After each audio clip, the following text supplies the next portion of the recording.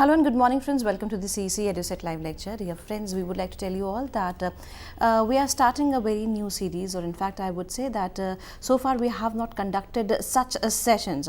Today we would be talking on the Indian theory of drama, theatre, performance, and this is the introductory lecture, and we believe that this lecture would be very beneficial for you, because from now onwards you will start thinking in the another manner, in the another way. And we would like to tell you all that for this very discussion on the topic, we have with us in our studios Dr.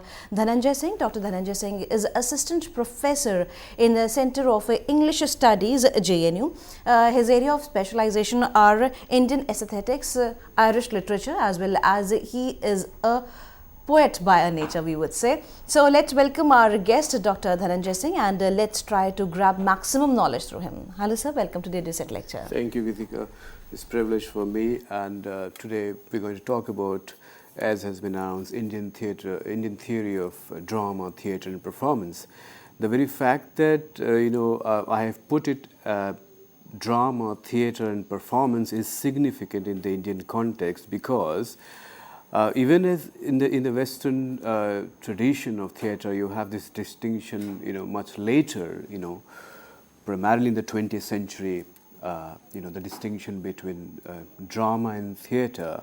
In the Indian tradition, drama as such is not different from theatre or performance. And for that, we would today introduce a very key text in the history of dramaturgy, in the history of theory of drama and performance in theatre, which is Natya Shastra, the first text as such, the first manual of performance, which goes back to a period between 2nd century BC and 2nd century AD. Now, we'll have a lot of issues about authorship that we'll talk about there. Well, Natya Shastra, as the name itself entails, is a combination of Natya and Shastra. So let's talk about the word Natya first, and thereby I'll come back to the impossibility of separation between theatre and performance.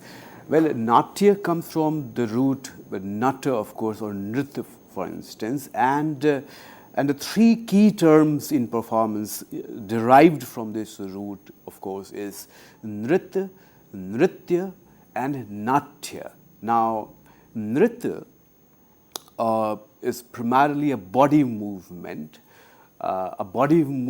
which would signify meaning, but a body movement which does not follow a prescribed line, for instance, or a line, or a poetic line, or a prose line that precedes. In other words, Nrit is not a representation of a text as such, but a body movement, an abstract body movement, which could be a result of an effect of a certain emotional idea. Apart from Nritya, the second term which is important, which derives itself from the same root, is Nritya. Nritya, as we all know, is dance, and Nritya, through a combination of body movements and also with the background of music, is an embodiment of certain meaning, a certain bhava, a certain phrase.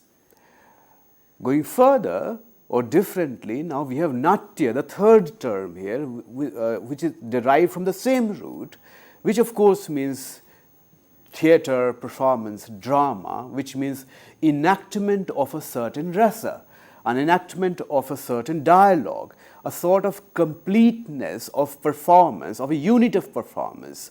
So what we get from this derivation, from the derivation of Natya from the root, is this, that performance and drama are inseparable. They come from the same root. The first example of Nritya is an abstract dance. The example of Nritya is dance plus representation of bhava, and Natya is drama. In other words, there is an inseparability of dance, music and performance and enactment. That's why we started by saying that Natya, unlike drama, is a composite term and is theatre and performance itself.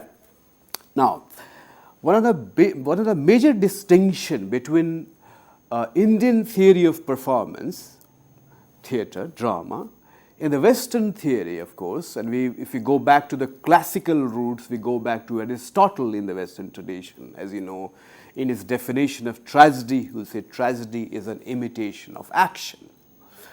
In the Indian context, we go to Natya Shastra. Natya is a representation of bhavas. So there is a major distinction here. Whereas in the Western tradition, drama on stage is an imitation of action which is external. In the Indian context, it's a representation of bhava which is internal. That's one basic difference between the two worldview as far as theatre and performance is concerned. The second important thing that we have to consider when we compare this original text of Indian dramaturgy with Aristotle's Poetics is this, that in Aristotle, when he talks about the 6 components of drama, spectacle, which is the performance to be seen as such on stage, is of least importance. The primary important element of drama in Greek dramaturgy is plot. Whereas in the Indian tradition, in the classical Indian tradition that has remained intact today in different forms of oral performance to be seen all over India, the performative poetry itself, the spectacle is as much importance. Abhinaya is as much importance, is as much important. In fact, there is no distinction to be considered there between text and performance. This whole idea. In fact, if you go back again, let me take you back to the very name Natya Shastra. Now we talked about Natya and its derivation and its intrinsic, inseparability of dance, music, performance in Natya. Let's come back to the second part of it, of the compound Shastra. Now Shastra is science, is treatise. But here, again, the distinction between Shastra and Natya, between theory and performance, does not exist. Now, Natya Shastra, as I said, is a text of 2nd century BC, but Bharata in that text makes a reference, a revered reference, to 100 performers, masters of performance, for centuries before the 2nd century BC. In other words, this theory of drama in itself is a performance, and therefore, interestingly, Natya Shastra is related again in a performative mode. Now, what happens in Natya Shastra is that there is a guru of a master of theatre who is Bharat. Now, who was Bharat? Again, this question is extremely important, and what is related to this question, who was Bharat, is a very important theoretical idea of the denial of authorship. Now, in the discussion of literature, especially in the domain of English literature and other European literature, the whole idea of the death of the author is fairly new, if not that new. But in the Indian tradition, the classical Indian tradition, one of the major markers is denial of authorship. Now, Bharata is not a name, but rather Bharata is an acronym which has in it bhava, raga, tala. Therefore, bharata, bhava, raga, tala. In itself is an indication of the idea that I was talking about, the combination of integration of bhava, mental states, of raga, of cold music, tala, of rhythm, and the inseparability of it. Now, let me take you back to Aristotle and Bharata, and let me take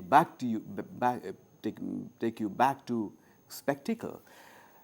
In the Natya Shastra, there are 11 elements of drama, performance, theatre.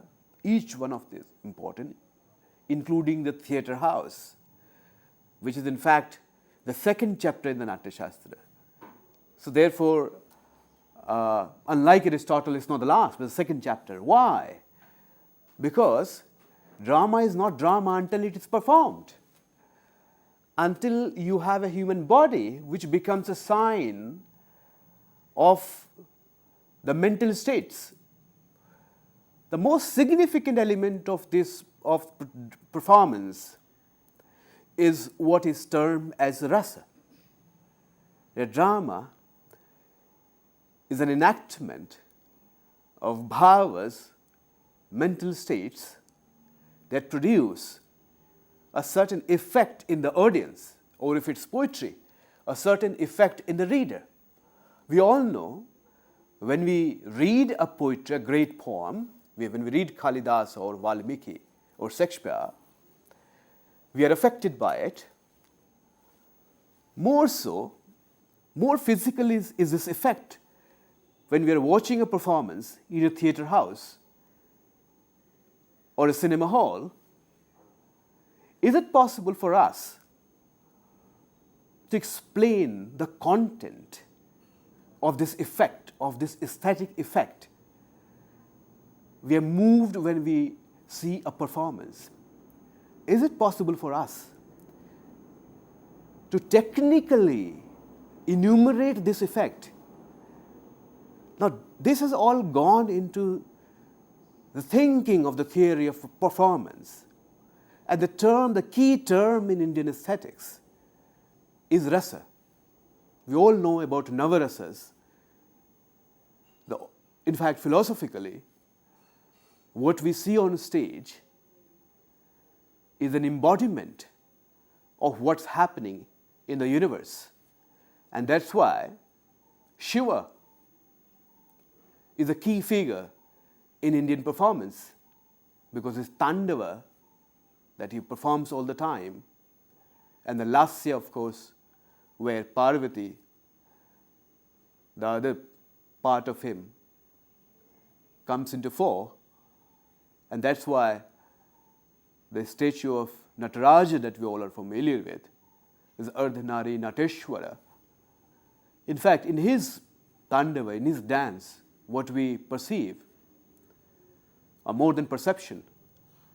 What we become conscious of is the fact that the universe, the cosmos, is a never-ending poem, is a never-ending performance. There's performance going all the time. You hear the music of the birds, the music of the breeze, the movement that the breeze causes in nature, all kinds of movements. So you have music, you have speech, you have poetry, you have meaning, and that's what universe is. Now, what drama performance does is this, that it represents that cosmic performance that's going all the time. And the key term there is rasa. Now, what is rasa? Rasa is an effect that human experience, all kinds of human experiences, human experience, let me repeat, rasa is an effect, rasa in theatre, of drama, performance, poetry, oral poetry, Ram Leela. For example, rasa is an effect that human experience, when enacted on a stage or in open theatre, has on human mind, heart, or consciousness. Now, these are all philosophical categories we may have time to talk about later. Now, that's what rasa is. Now, what is implied in this statement is the difference between life experience.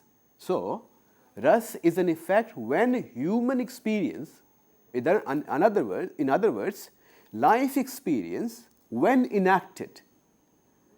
So, when life experience gets enacted, does it remain the same? Or there's a transformation of some sort? And that's what produces pleasure, even if we are seeing a Karun Rasa or a tragic play, King Lear or Hamlet. It produces pleasure in us. Why?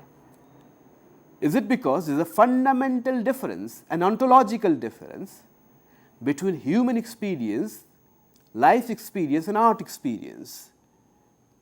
That distinction, that separation rather, now let's not call it separation, but that transformation of life experience into art experience is all that rasa is.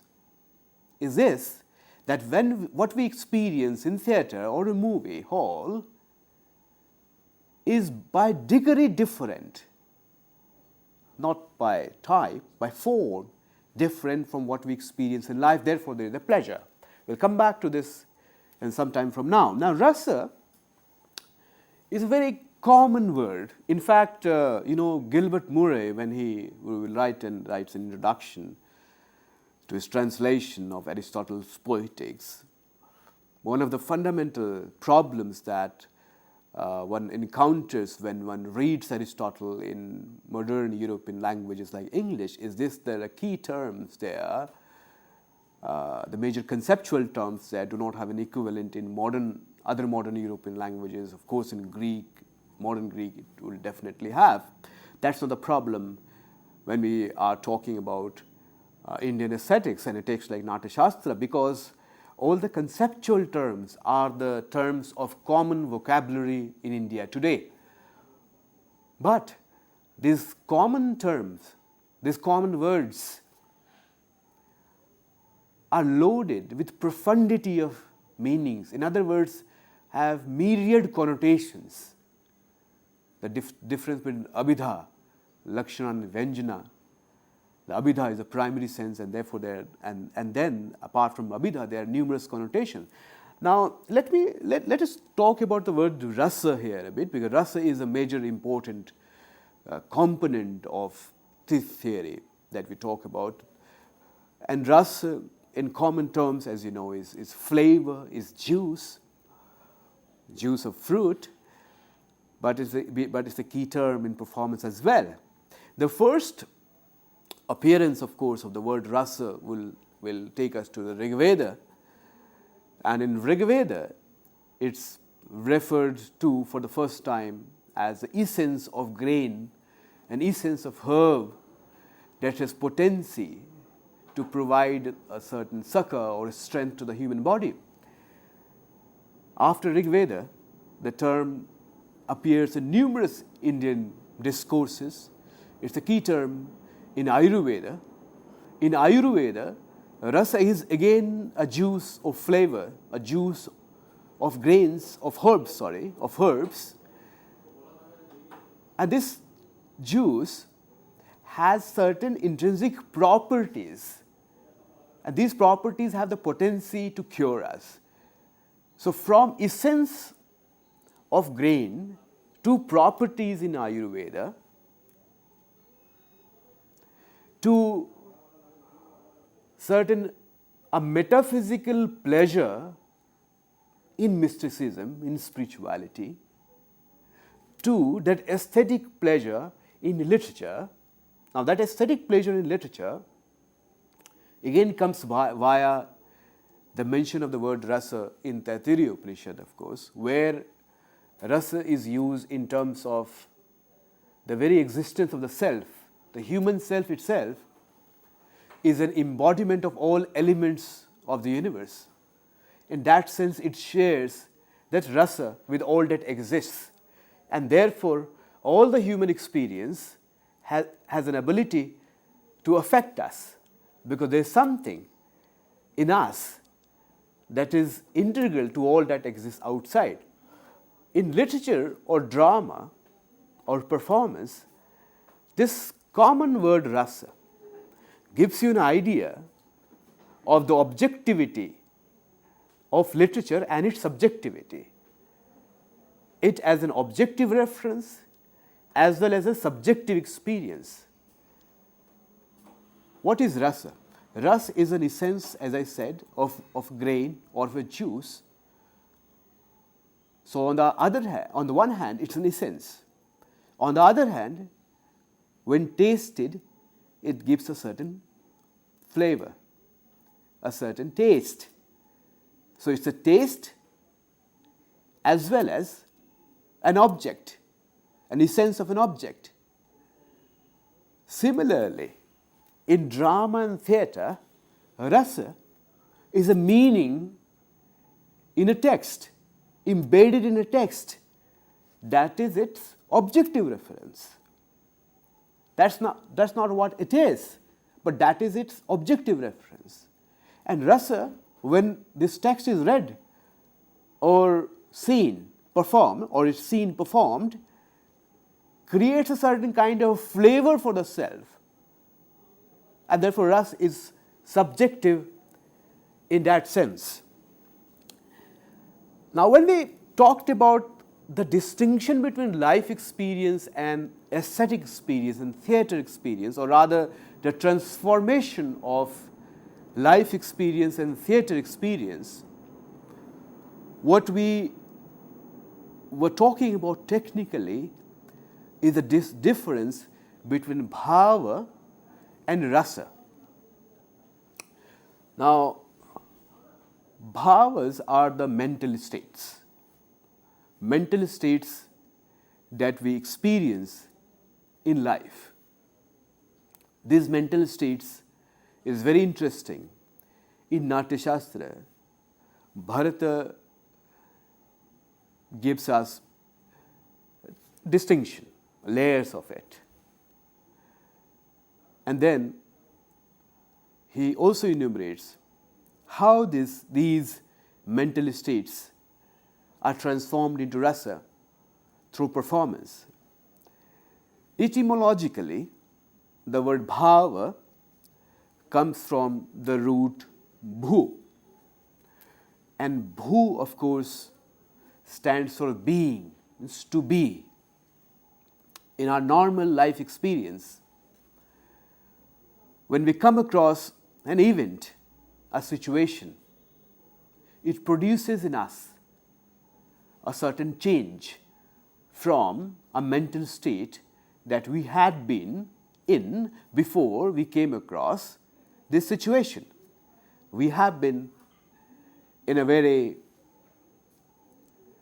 relaxed, pleasant mood. But when we see a child falling and injuring herself, there is a sudden transformation in us of compassion, of karuna. Now what happens? The state that we were in is changed into something else. Now this is what is bhava. This is what is to come to be in a different state. To come into being. The second meaning of this root word bhu, of course, is to pervade. As perfume pervades a certain dress, let's say, as an example, this particular experience of a child falling and injuring herself pervades our mind. Our mind is pervaded by it. This feeling has got pervasive. Now this is what bhava is. In drama or theatre, Bharat would make a distinction of these bhavas, and he would say that there are 8 permanent or durable psychological states or mental states which are universal. Each one of us experiences it, feels it, and these psychological states have correspondingly 8 rasas. Some of the example of the durable psychological states which are universal, which each one of us experiences, which each one of us feels, are the bhava, the permanent psychological state of love, of hasa, which is comic, of shoka, which is sorrow, of disgust, which is jugupsa, of energy, which is utsaha, of vismaya, which is wonder. When we see Taj Mahal, we experience wonder, it's vismaya. Utsaha, for instance, is a permanent psychological state of veer, of heroism, so full of energy. So these are the 8 permanent psychological states, durable psychological states. And drama is all but a representation of these. Unlike in Aristotle, where drama is an imitation of action, it is external. Here, drama is a representation of these, primarily these 8 psychological states. In fact, there is a very interesting narrative in the first chapter of Natya Shastra, where the first performance, of course, is as enactment, has a subject, the battle between the gods and the asuras, and the leader of the asuras. And the asuras are, of course, fuming because they have been shown as defeated in drama, in the first drama, of course. And so they decide, they have a meeting and they decide that, listen, we are not going to allow this performance to continue because it shows us in bad light. So they destroy the area of performance. By their magical powers, they create effects on the actors so that they forget their lines. And they're everywhere, disrupting performance, and the performance cannot take place. Then obviously, Brahma, who is the creator of the universe, and therefore he has to be the creator of drama as well, calls the leader of the asuras and all the asuras and asks them that what is the problem? Why don't you let this performance to take place? And the asuras tell him that we are your son, we are your sons, Prajapatis, as the gods are. Now why is this discrimination? Why are we shown in bad light in drama? And we are not going to allow this to happen. We are not going to allow the staging of this play to take place at all, because this hurts us. And that is the point in Arthashastra, very significant, which is in fact so relevant today when we talk about the freedom of art, freedom of literature. Brahma tells the asuras that what you see on stage is universal. It's a representation of a state of mind, of mental states. It's not a representation of you as of particular individualities. It's not external. What is being shown on stage is a representation of the various emotions, various states of mind, which applies as much to you as it applies to the gods. So drama is a representation of bhavas. A drama cannot be a representation of the physical, of the external, merely, but a representation of mental states, states of mind. And each play, for instance, if it's a romantic play, then obviously love would be the dominant mental state in that particular play. But that doesn't mean that there won't be other bhavas important. For instance, in Valmiki, of course, there are numerous bhavas that are enacted. If it's a tragic play, then of course you'll have Shoka is being enacted. And this representation of these mental states that will produce an effect that we call rasa. But the psychological state, when we experience in life, is it all that we experience? In other words, are there other mental states? When I say other mental states, I make a distinction between the eight primarily eight durable psychological states innate in us. Are there other mental states which are aroused in us together with these eight psychological states, and therefore they become an objective of a dancer or an actor to be enacted on a stage? Now that is a question that's important for us. Now, before going back to that part, I would like to make a distinction between the psychological state and the situation that arouses those psychological states.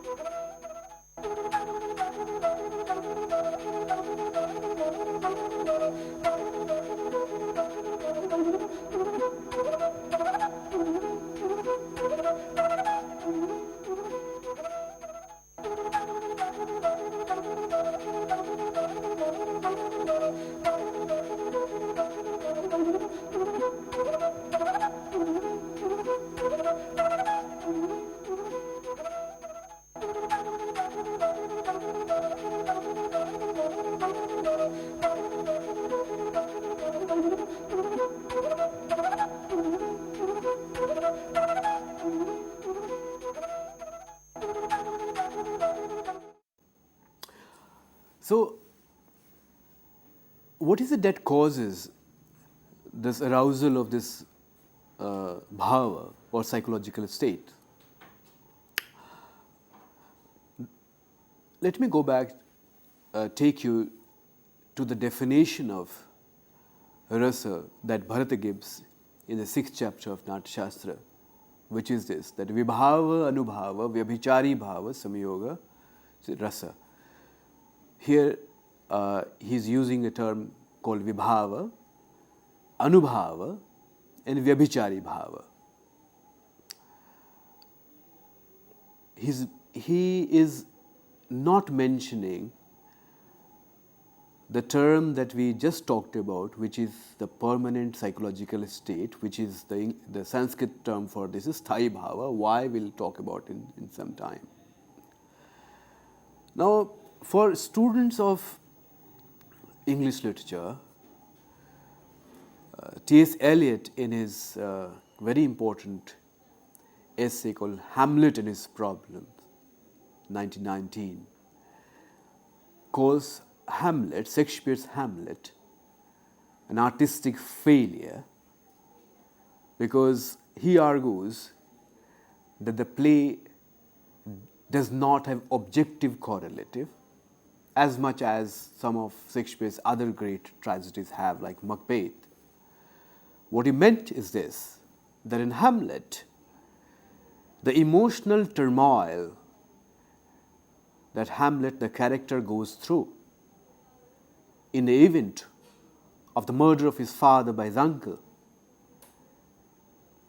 and the ingratitude of his mother, Gertrude, and her relation with his uncle, who he marries immediately after the death of her husband.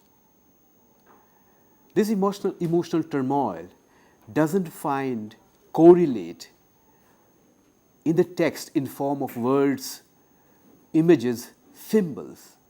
That's what Hamlet lacks. And this whole theory of objective correlative that Eliot talks about has so much of genealogy in what Bharata is talking about in this definition. Now, what are vibhavas? So, vibhava, anubhava, vyabhichari bhava, these three terms he is using. Now, vibhavas are the causes for the emotional effect, for the arousal of the durable psychological states in our mind. Now, these psychological states in our mind are dormant in form of vasana. Vasana comes from the word vas, root word vas, which means to stay. When in the example that I talked about in the life experience, when a young girl falls and injures herself, it arouses in us a sense of sorrow. Is an event. It is an event that arouses in us a sense of sorrow. That's a cause. It causes an arousal of an emotional state of mind. Bharata does not use the word karan here, because as I said, life experience is transformed into art experience. He uses the word vibhava, thereby to say that vibhava is not karan. Now, vibhava are the correlatives that Eliot talks about. Vibhavas are the situations, the events, the images, the symbols. The greatness of a writer is to be judged by the novelty of his vibhavas. So, vibhavas, in other words, constitute the text of performance, constitute the play that we perform, or the play that we see being performed. It's full of vibhavas. And therefore, as I said, the greatness of a writer is to be judged by the new sort of aesthetically revolutionary vibhavas and original vibhavas that he or she can create. Now, these vibhavas arouse. In life, they are karan, of course. In life, they are karan, and they arouse a psychological state. Let's first talk about the life experience. So there is a certain karan which will become a vibhava. A karan becomes a vibhava is used as a different word in literature because of its artificiality, because of its artistic creativity. A karan causes a arouses a durable psychological state. Now, that durable psychological state, or the 8 durable psychological states, are accompanied by other kinds of psychological state. By other kinds, not primarily, but one of the category is what Bharata mentions in this definition called vyabhichari bhava. Now, vyabhichari bhavas are 33 ancillary, transitory, transient emotional states that are aroused along with the durable psychological state. For example,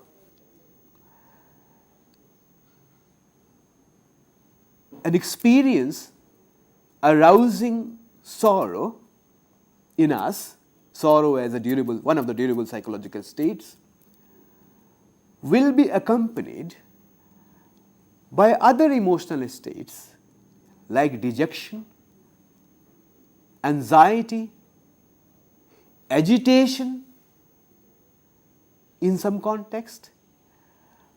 Now, these are the different ancillary or transient psychological states. They are 33 in number. Nirved or indifference is one of them. Now, these transitory psychological states, to repeat, They accompany the durable psychological states, but the difference is this: whereas the 8 psychological states like love, like has, laughter, like sorrow, like vismaya or wonder, like jugupsa or disgust, these are universal, each one of us feel it. The transitory emotional states, the vyabhichari bhavas, though they are universal, but in a given situation, it's not necessary that each one of us will feel the same number of transitory psychological states. That is why we all respond differently in different degree to the same event, whether it's in life or in theatre. Somebody who is experiencing a child having fallen may not experience anxiety. Somebody may. Somebody will be agitated by the cause of the falling of a child. Someone may find that indifferent. So, the variance of our response depends upon the transitory emotional states. And these transitory emotional states, in fact, come to us through memory, memory of our own life experiences. And therefore, if suppose in our own life we have been subjected to the same situation, to give a very crude example, we have fallen in our childhood, the emotions that we have undergone then through memory will come to us, will not come to anybody else. That's why there is a distinction people draw. Well, I have experienced it, so I understand what it is. What one means basically is this, that one has an arousal of the transitory mental states, and that's why there is a distinction. Now, these transitory mental states of 33, as I said, accompany, once the durable psychological state is aroused, they all come. They have dual function, though. They either enhance the durable psychological state, let's say of sorrow. So, the transitory psychological state of anxiety will enhance, will intensify sorrow. Whereas, to take another example, nirved or indifference, this psychological state, transitory psychological state, if it is aroused with the durable psychological state of sorrow, it will reduce the intensity of it. In any way, when we have an experience, the transitory mental states keep their intensity, or their intensity gets reduced as time passes. Another category of psychological states that accompany the durable psychological state, which is sthai bhava, are sattvic bhava. Now, sattvic bhava is a very interesting concept, by which we means, of course, sattvic comes from sattva. Sattva is coterminous with consciousness itself. Are there certain emotional states that are involuntary in us? In other words, for the transitory mental states, the vyabhichari bhavas like anxiety, dejection, nirved, indifference, agitation, craving, let's say, grasping, let's say, all these are transitory mental states. They percolate from past experiences. They are not as immediate. There is a category of psychological state which is immediate, which is involuntary, which is one with consciousness. The moment we experience, they just come. There's no will in it. They don't come by the intervention of the will, by ethics, but they're just inbuilt. They're too ingrained and embedded in consciousness. For instance, perspiration, change of the color of the face, trembling of voice, horripilation, These all have impact on our human body and mind, and they are involuntary. And therefore, Bharata categorizes these. There are 8 in all. Epilepsy is one. Just shock by shock, one just faints. Bharata categorizes them as sattvic bhava. So, with durable psychological states, you have these 2 other psychological states, transitory 33, then sattvic, of course, 8, and they all come in unison to form a certain emotional response to an event. And this emotional states of being, rather, is caused by a certain event, a certain situation, which are the vibhavas that we talk about. Now, what Bharat does, of course, is to say that the situation in drama or theatre has a certain creativity, and of course is theorized by Abhinavgupta later on.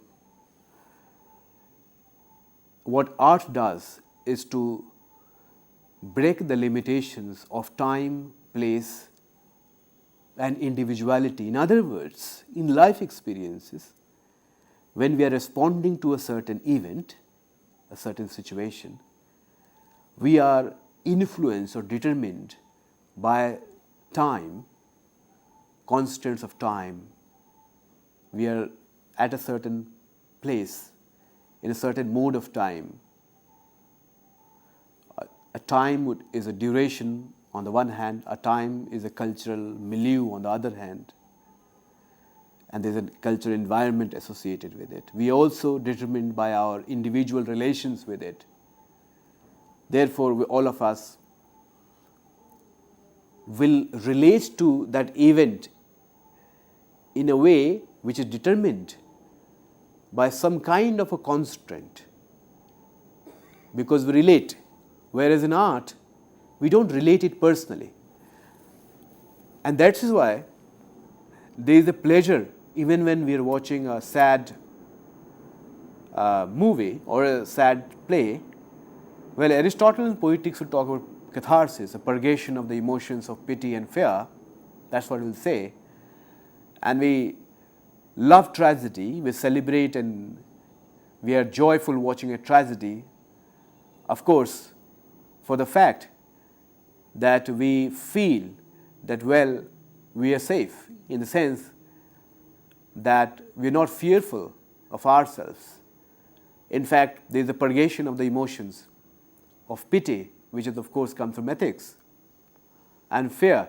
What happens in the Indian theory of performance or drama is this, that art creates that kind of a universality where all this distinction of time, space and relations, individual relations, are liberated, and therefore there is a joy. Now, what happens in the transformation of bhava to rasa, of sthai bhava, 8 sthai bhavas into 8 rasas in Bharata? Abhinavgupta in 10th, 11th century would add the 9th rasa, which is Shanta rasa. Interestingly, Shanta is the dominant, in a way, rasa in Mahabharata when Mahabharata ends. However, ironically, it might sound to associate Shanta with the Mahabharata, but ultimately Shanta is the rasa in Mahabharata, almost like the Shantam after tsunami. Now, if vibhava causes the durable psychological state, and along with other psychological states, how is the psychological states, how is the psychological state or psychological states in all manifest on stage. And for that, Bharat uses another term, which is anubhava. Let me go back to the definition again of rasa. Vibhava, anubhava, vyabhichari bhava. Vyabhichari bhava, we've talked about the 33 transitory mental states. It's their enactment, is their representation, that is drama and theatre. Why he doesn't mention sthayi bhava or durable psychologicalist in his definition? Because obviously, what is to be enacted on stage are not the durable psychological state. What we see on stage is not an enactment of sorrow intrinsically, but what we see on stage is an enactment of anubhava and vyabhichari bhava. Sometimes the vyabhichari bhava, 33 number which I talked about, dejection, agitation, anxiety and all, and anubhavas combine in a way.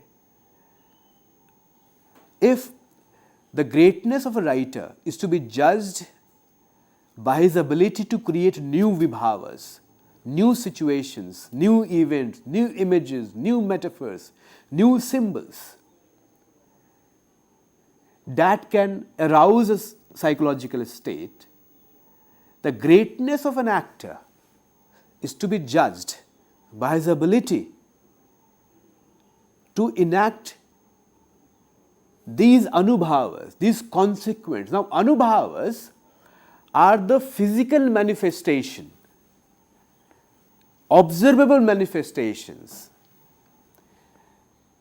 Getting back to the same example of a child who has injured herself, my response to the child, my sorrow, my compassion for her would be visible, observable to somebody else by the signs on my body, by the mode of my speech or the mode of my conversation, the words that I say, as well as a certain effect on my face, gestures.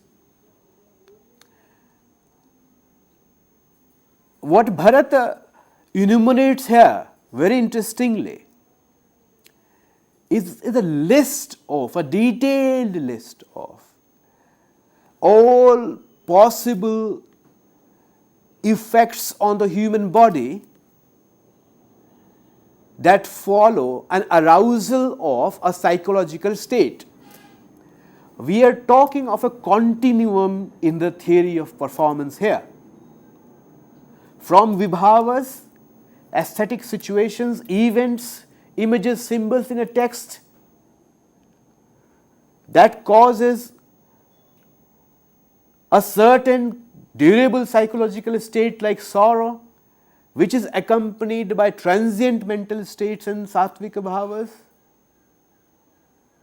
which then gets enacted on stage in terms of all possible signs that the human body would feel. That is why the body movement is extremely important in Indian performance, even in Indian cinema, even in Hindi cinema. The dance form, the song dance element of Hindi cinema borrows from this. There are two key elements in the song dance sequences, elements in the Indian Hindi cinema, in the Indian cinema.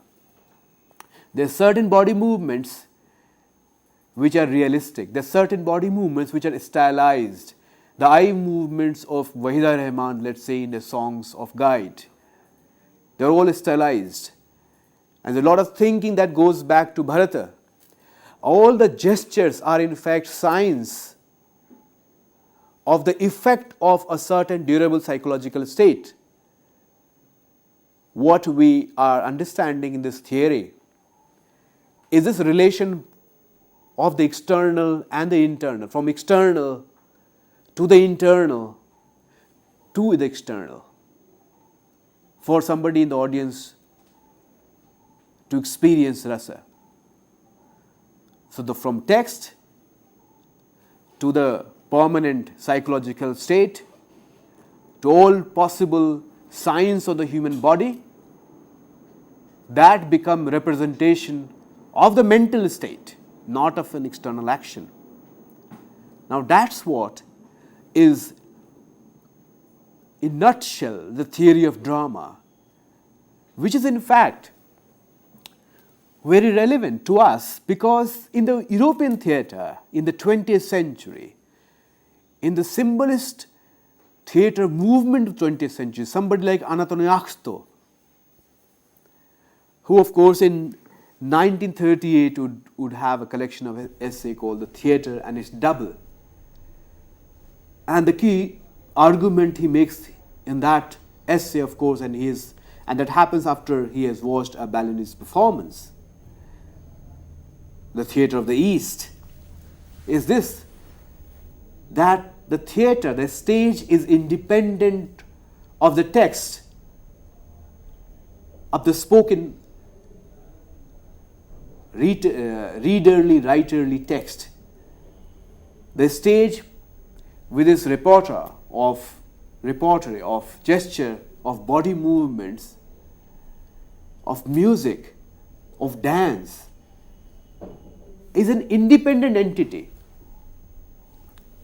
Now that is what is significant in Indian theory of performance in terms of anubhavas, which are to be enacted in 4 forms of what Bharata would call abhinaya.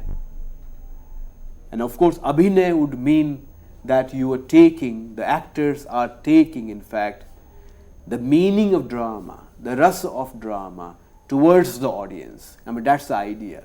Through what? Through 4 forms of enactment. Angik abhinaya, where the different movements of the body, including the gestures on your face, each part of your face, your eyes can communicate almost 60 meanings, each part of your face, the movement of your hand. The hand that walks is not the hand that dances. There is a fundamental distinction, the transformation of the human body. The human body in this philosophy of performance becomes sign, or is full of signs that represent the mental states. In the same way as the language of poetry is not the language of usual conversation, but language of poetry is a different language. It's known by the effect it leaves. In the same way, the body movement, the abhinaya on the stage, the movement of the hands and the legs and the eyes are known chiefly for the effect they have on us in arousing the rasa in the audience. That, in a nutshell, is a concept of drama, theatre and performance. And of course there are various other elements, regional variations of performance, music and all that, which we have time to talk about. With this note, thank you, sir. Thank you so very Pleasure. much for giving us a very, very productive session. And dear friends, we believe that the lecture might have appeared very, very beneficial for you. So if you have any kind of feedback or if you have any query, then you can mail us at info.cc@nic.in. This lecture is going to be uploaded on YouTube very soon. We would be meeting again soon. Till then, take care. Goodbye. Thank you, sir. Thank you so very much. Pleasure. Thank you so much.